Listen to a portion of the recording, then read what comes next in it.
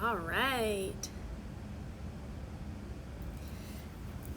Hello everyone and welcome to Training Tuesdays. It's hard to believe we are on episode 4 already. Just have a few weeks left of these Training Tuesdays leading up to Challenge Weekend. We're so excited you guys are all here. Today's episode is brought to you by Poland Spring, one of our great partners that have been sponsors of Dempsey Challenge for years and great supporters of the Dempsey Center itself. So we are very grateful for their partnership this year and every year. Before we get started, first of all, I have Judy here. She is our nutrition program coordinator. She does leads all of our nutrition workshops, does nutrition consults, a little bit of everything. Yeah. All things nutrition. All things nutrition here at the Dempsey Center. But before we get started with her, I just wanted to share a few updates. First of all, I just want to say thank you to everyone who's fundraising for Dempsey Challenge this year. Over the weekend, we crossed the $600,000 mark for total fundraising, which is so exciting and putting us really close to our goal of $1.5 million. So keep that up. And today, we're 1 month away. So we've got 1 month left for you guys to reach your fundraising goals and to help us reach our overarching goal. So we're very excited. We can't wait to see you all in person here in Lewiston, Maine, or via the Global Dempsey Challenge from wherever you are in the world. And some updates there. We have over 1,300 people registered for this year's Dempsey Challenge. There's almost 500 of you guys participating around the world, which is amazing. We're so grateful for the global support, and we can't wait to see some pictures of you guys taking on the challenge in your hometowns. And we have almost 900 people registered to participate in person here in Lewiston. So if you haven't registered yet for the Dempsey Challenge, go to dempseychallenge.org and register today. We'll start shipping all of our participant t-shirts tomorrow. So if you want to get it in time for Challenge Weekend, then go ahead and register today. Also, we've gotten a lot of questions about volunteering for Challenge, which we are so grateful for. And I just wanted to update you all that registration for volunteering will be going live this week. So if you haven't signed up for our emails, do so now, or you can follow us along here, and I'll be posting all of the information later this week. So now we'll dig right into what we're here to talk about today for Training Tuesday. Judy is going to be talking to us a little bit about the importance of carbohydrates and also the importance of hydration. And I have a lot of questions. So first, Judy, I want to know, tell me about carbs. Why are they good? Why are they important? I think there's some fear around carbs, but I love carbs personally, so tell us more about it. I love them too. Carbs are definitely the body's preferred training fuel. So if you're working your muscles, you want to have some good carbohydrate in your diet. But that's not the only thing that we need to think about. So I'm going to step away from carbs for just 1 second and talk about an overall well-balanced diet. Because, when you're exercising, there's really 3 things that happen. There's more than 3 things, but 3 things that we want to talk about is number 1, glycogen gets depleted from your muscles. Now, glycogen is a storage form of carbohydrate, and you want your muscles to have some good glycogen stored away before you exercise. So during exercise, glycogen gets depleted, our muscles get stressed and break down a little bit, and also our muscles experience a little bit of inflammation, and our lungs experience a little bit of inflammation during exercise as well. Those are normal processes. This is what happens. So in terms of an overall well-balanced diet, you want to make sure you get your carbs, and we'll talk a lot about that. But make sure that you're getting good protein in your diet, because protein is going to help your muscles recover and repair the tissue in your muscles. And then fruits and vegetables are where we get the majority of our anti-inflammatory nutrients. So since there's inflammation happening, we want to put foods into our body that are going to help us to recover from that inflammation. So plenty of colorful foods, good protein, and let's talk carbs. Yes. All right, so what are some good carbs? What kind of carbs should we be eating as we're here training for Dempsey Challenge? Yeah, it's a great question. So I think it's important for the most part to focus in on good quality carbohydrates. So really many foods, except for like fruits, except for protein foods, most foods contain carbohydrates. So your best quality sources are going to be whole grains, fruits, vegetables. Some of the dairy products have carbohydrate as well, and even some protein foods for that matter. The legumes have some good quality carbohydrates in them. So, the thing about good quality carbohydrates is that they're less processed, so you want to focus on foods that are as close to their natural form as possible, because they're less processed and are going to contain more of those protective nutrients, like the anti-inflammatory nutrients that we were talking about. The good quality carbs that are close to their natural form are going to contain greater quantities of those foods. So that's one good reason to focus on good quality. The second one is that when foods are close to their natural form, they break down a little bit more slowly and get absorbed into your bloodstream a little bit more gradually and have a better opportunity to be stored in the right places. So a whole grain is going to get broken down and absorbed a little bit more slowly than its refined carb counterpart. So for instance, a fresh apple versus a glass of apple juice, you're going to store those carbohydrates a little bit more appropriately when you're eating the apple, and it's going to carry with it a lot of other nutrients. So those are some good, good quality carbs that you want to be including in your diet every day. And, depending on how much you exercise, your portions will vary, but just about every meal and in your snacks as well. All right, important question. Potatoes, good carb, bad carb? Well, we're in Maine, right? Of course they're good. Always have to ask. I totally think potatoes have gotten a little bit of a bad reputation. They're a starchy food, so they actually do break down a little bit more slowly, but they're a vegetable, right? So they're a little bit higher in calories than a lot of the other vegetables. So, perhaps potatoes are something that we need to pay a little bit more attention to our portion size, depending on, what your calorie needs are. But they're definitely good. Great potassium, which is important for muscle contraction. Good source of vitamin C. If you keep the skin on, it's a great source of fiber. And I think sweet potato falls into that category as well. And if you're trying to avoid potatoes, I think French fries and potato chips are the things that you should kind of minimize. Though it hurts. I know. You don't have to eliminate, just minimize. Perfect. I like that. All right. So, now, when is the best time to eat carbohydrates? I don't know about other people, but in high school we would have carbo night before a big game for soccer, but we'd eat a lot of, Alfredo pasta. Probably not the best thing to be eating. But when's the best time to eat carbohydrates? Is it that night before? Well, it's a great question. As I was saying a few minutes ago, I think you want to include those good quality carbs in most of your meals and your snacks as well. Each time you have them, they're going to get stored away in your muscle tissue as glycogen. So, you want to have good glycogen stores, especially for you guys that are going to be doing some long training rides.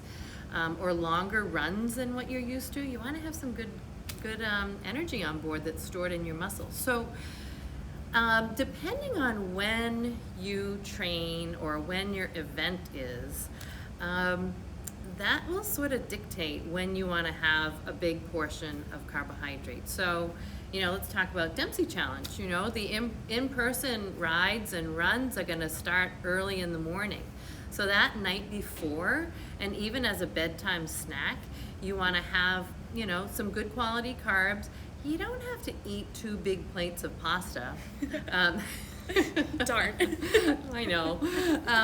But you want to definitely include a good sized portion in your evening meal. And you might even consider having something like some yogurt and granola before you go to bed, or maybe you have an apple and put a little bit of peanut butter on it. It's interesting, whenever you combine a little bit of protein with your carbohydrates, again, that's another strategy to just slow down how quickly it gets absorbed so that it's, more likely to get stored in your muscle tissue and not, converted into fat and stored as fat cells. Oh, okay. Okay, very cool. So I think that you might have a recipe for us for something that might be good to have challenge weekend or the day of our event. We've got a whole bunch of resources for you guys. So on the website, on the Training Tuesdays section of our website, you're going to see this handout. It's called Carbohydrates for the Long Haul. And so it talks about a lot of stuff we've been talking about just now. But on the back side, there's a bunch of different examples of good carbohydrate breakfast, lunch ideas, dinner ideas, snack ideas. And at the very bottom, you're going to see a couple of recipes. And we alluded to this during our very first Training Tuesday session. We have these lovely little energy balls. So the recipe for these energy balls is on the website. There's actually 2 recipes. The recipe I've made here are a Lizzie Baker recipe. So she's our Training Tuesdays bike person, right? That's right. She's spearheading the bike education. This is her recipe that she shared with us last year, and they are absolutely delicious. Easy to make. It took me about 10 minutes right before this session. Rolled oats, a few chocolate chips, ground flaxseed, which provides some healthy fats. What else is in there? Peanut butter, and a little bit of honey or maple syrup. You could use either. I used honey in this, and really great. So if you're biking and you're doing some really long rides, maybe you're building up to a 100-mile ride or 50, whatever it is, these are great because you can throw a few of them into a little Ziploc bag and put it right into your back pocket. And then when you start to feel like you need a little bit of an energy boost, you can pop one of those in your mouth and you will love it and follow it with a little bit of fluid. That's a great idea. Now, for allergies, can we swap out peanut butter for almond butter or any one of those? Absolutely. If you have any kind of a sensitivity to peanuts or peanut butter, you can switch it out for almond butter or any kind of nut butter, really. Very cool. Very cool. So yes, highly recommend going to our website. Under Train With Us, we have some resources. You'll find this. And there's a really cool, as she mentioned, we have nutrient-rich meals and snacks. My favorite thing about it is it's not just salads. There's a wide variety of different things that you can eat to help with to get your carbohydrates in leading up to Dempsey Challenge weekend. So that's awesome. Is there anything else you wanted to touch on about carbs before we move on? I think that's about it. Certainly, if anybody has any questions, you can throw them into the chat box. Just do a good job with it. The carbs do get a little bit of a bad reputation, but if you're training and you're exercising, that really is your body's preferred source of fuel. And if you don't put enough in, then you don't have enough glycogen stored in your muscle tissue, and your muscles are going to be, looking for some energy and feeling kind of fatigued. Yeah. This is actually a good question that came through. Somebody was wondering how often you should be having snacks. Is it just like every rest stops? Is there a certain interval, or should you just listen to your body? That's a really great question. Thank you for asking it. I think that if you've done a really good job fueling before your event or before your training, then you should probably be okay for 30 to 60 minutes. But then, certainly after 60 minutes, you probably don't want to wait until you feel fatigued, because then you're a little bit behind the 8 ball. So I would say after about 60 minutes, I would say every 30 minutes you could put a little bit of something in. And if you do realize you get behind, this is the importance of those training rides, is you start to learn how frequently you need to fuel yourself. So if you get a little bit behind, sometimes it's hard to catch up. So every 20 to 30 minutes, after that 60-minute start, every 20 to 30 minutes, start putting something in. And then if you realize, wow, this is just not cutting it for me, then you can decrease that frequency. And there's all kinds of different goos and gummies and various supplements that you can take during training and during your event. I would, if you're thinking about using those during the event, I would experiment with them during your training, because not everybody does well with them. Great advice. Great advice. Well, Well, let's go right along with that, because the other thing that's really important is hydration. Hydration before, during, and after when you are biking or running, right? Absolutely. Hydration is so important. Every energy system in the body utilizes water as part of that biochemical process of producing energy. And it's really important just to help to maintain a normal body temperature as well. If you get dehydrated, your body temperature can start to go up, and that can lead to some dangerous situations. So it's important to, hydrate well beforehand and maintain good hydration during your training or your event. Awesome. Now, is there any good rules of thumb for hydration? How much somebody should be drinking, or how often they should be drinking? Yeah, great question. So, the good old standby is that as a baseline for hydration, you probably want to be consuming somewhere between 64 and 80 to 90 ounces of fluid a day. And when I say fluid, I'm really talking about water or some other beverage that isn't going to be contributing calories or caffeine to your diet. So there's a pretty limited number of fluids that fall into that category. I would say herbal teas, seltzer water can be part of that mix, a little bit of juice. What I like to do is, because sometimes it's nice to have a little bit of flavor with your water. So instead of going with flavored waters that actually have artificial sugars in them, sometimes what I'll do is I'll just take a big old glass like this, fill it up here with water, maybe add a little bit of seltzer just for some effervescence, spark it up a little bit, and then maybe just top it off with a little bit of OJ or some cranberry juice to add that little bit of flavor. And then, herbal teas are good as well. So in terms of rules of thumb, I think it's a good idea to start your day every day, back to this glass of water, with one of these. Even before your coffee. Start out with a glass of water. That just gets you on the bandwagon for hydrating well.